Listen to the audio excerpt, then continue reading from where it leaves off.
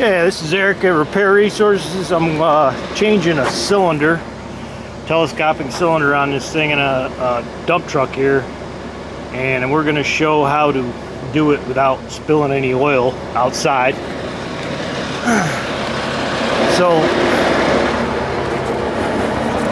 here we are, the cylinder. We got it all detached. You can see it's leaking down the side of the cylinder.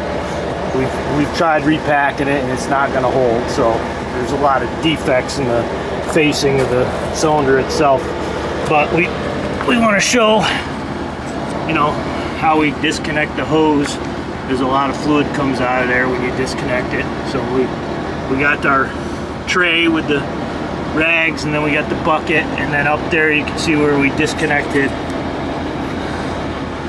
this hose here, and we cap them so that they're 100% leak free. You know, there's no dribbling this way or that way as you take it apart. So you can see right here where that cylinder's been leaking, and then it's dripping right there.